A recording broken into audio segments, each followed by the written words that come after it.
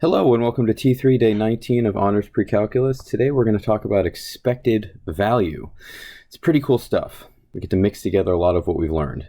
So first things first, let's look at this first problem and talk about fairness. So suppose two people each put in $1 on a bet on a coin toss. If the coin comes up heads, Jack wins, and if the coin comes up tails, Carolyn wins.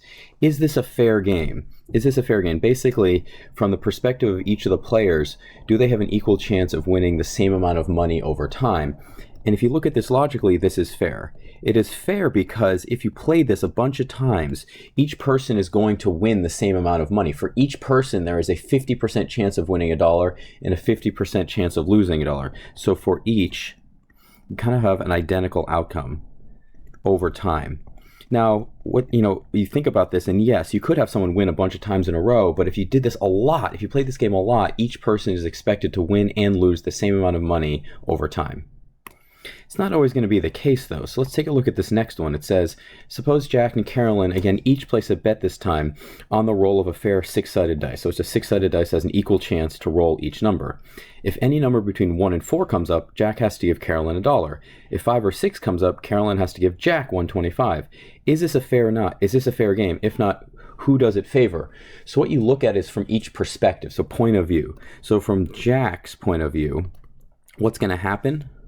4/6 of the time, so 4 out of 6, so that's the 1 out of 4, he will lose $1. He will lose $1 right here. So he will give Caroline $1. That's this. So 4/6 of the time, he will lose $1, but then he will also, the rest of the time, 2/6 of the time, he will gain $1.25 right there. So what does this come out to be if you add these two things together? It comes out to be negative $0.25. So over time, he would expect to lose $1 each time, a quarter each time he plays. But what about from Caroline's point of view? So we do the same thing where we look at this and we say that 4/6 of the time she's going to gain $1, but then 2/6 of the time she's going to lose $1.25. And when you do this out, you end up with positive 0.25. So that means over time she can expect to gain 25 cents each time they play. So this is not fair. It means that Caroline is the one that should take the advantage here, or be like, yes, I want to take this, because if you did this a billion times, she can expect to win on average 25 cents a game, and Jack would lose 25 cents each game. What this means technically is the expected value of, quote, an experiment is the long run average. It's a great term here, long run average. If the experiment could be repeated many times, so if you did it like a billion or a trillion times, what's the expected value? It is the average of all the results. It's the average of all the results. So what we did in the first part of those questions, we had the probability of the first event times the payoff, and then you had the probability of the second event times the payoff of event 2. So you could have multiple, more than 2, and you're adding all of these things together here. You're adding all of those together. So we can make this a little bit more complicated. So let's look at the lottery here, where you're choosing 10 balls here, choosing 10 balls, and each one can be 0 to 9, which is 10 digits right here, and the order does matter here. So you're choosing a 4-digit number. So how many are there? There's going to be 10 times 10 times 10 times 10, which is 10000. There's 4 zeros there. So there's 10,000 numbers. So to play, you choose a 4-digit number and you pay $1 for that number. If your number is drawn, you win $5,000. If your number is not drawn, you lose your $1. So what's the chance of winning this game? Well, if you choose a random 4-digit number, it's 1 out of 10,000. That's the chance of winning the game. And what do you get if you win the game? Well, you get $5,000 right there, but you spent $1. So that's how much, what the payoff would be right there, which is $4,999. Well, the other chance you lose your $1 is you did not guess the number correctly. So this is the chance you did not guess it correctly, which is pretty high because it's really hard to guess a 4-digit number. But then if that happens, you lose $1. So when you multiply this out, again, this right here is the chance of winning. This is the chance of losing. This is the payoff from winning. This is the payoff from losing. When you do out this fraction, you multiply it out, you end up with negative $0.50. So it means on average, you're going to lose 50 cents if you did this a billion times. So it says in the second part of this question too, you could ask, like, if if from the state's perspective, if the state, so this would be from the player's perspective, they lose that.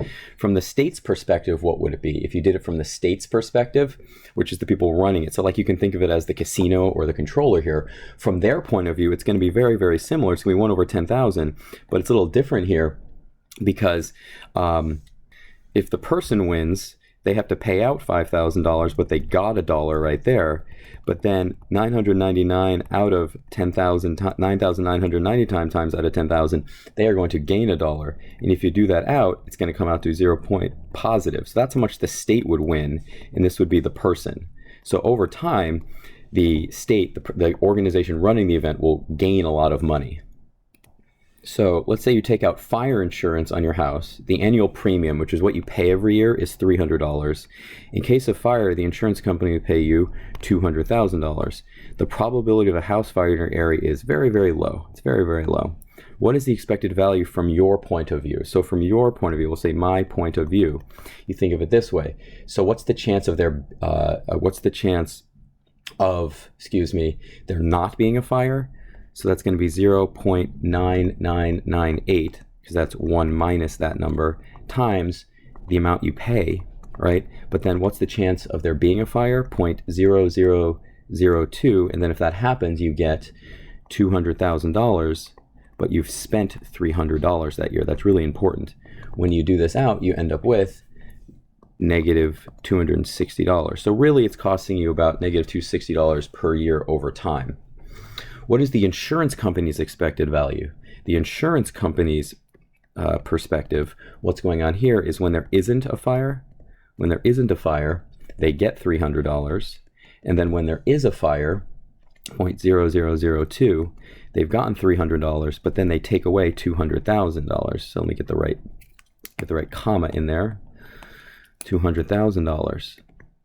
So this was no fire, there is a fire. The insurance company gets $300 if there is no fire, but then they pay out from the $300 that's already been paid. And what this comes out to is 260,000, a lot of money, 2600.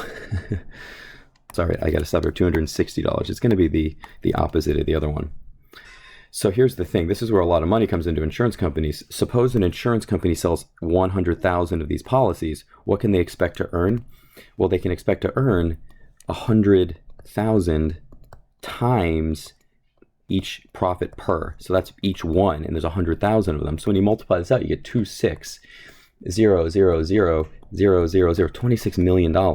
So they'll bring in $26 million. It's really, really, really interesting. So they calculate the risk, they calculate the premiums, which is the cost per year, and then you can calculate what it costs you over time and what it costs them over time. Last, a speculative investment is one in which there is a high risk of loss. What is the expected value for each of the following for a $1,000 investment? So complete loss, 40%. So 0.4%, 40% of the time you're going to lose the entire thing. No gain or loss, 15%. So 0.15 is nothing happens. And then it says a 100% gain, 50%. So 15%, and then you gain $1,000. And then 400% gain right there. So it's 0.15 times 4,000, because that's 400% of 1,000. And then you have a 15% chance of $9,000. You add these all together here, and this means that you end up with an expected value over time of $1,700. There's high risk and high risk. So over time, if you did this for a long time and all of these stayed the same, you would get that over time. You'd expect to get that. It's not guaranteed. You also could lose a lot of money. Conservative is much more stable. But what happens is you end up with a similar type of math. 1% chance you get a complete loss of $1,000. Only a 1% chance you're going to lose everything. There's a 35%, so 0.35 times 0. There's nothing going to happen. There's going to be a 59% chance of a 10% gain. So that means you gain $100. And then there's a 20% chance, a 5% chance, so 0.05 of a 20% gain, which is $200. It's 20% of 1,000. When you do this all together, you end up with, over time, you're going to make $59. The key difference between the two is this line right here. There's only a 1% chance of losing everything, but there's a 40% there. So you have to be careful. So there's a lot of different ways you can evaluate risk like this, but over time, if you played this game, this speculative investment or conservative investment, this is what you'd expect to earn over a long period of time. But just remember, what you're doing is you're multiplying the chance of something happening times the payoff or the loss, and then adding it to the other event, and then what you could gain or lose from it multiple times.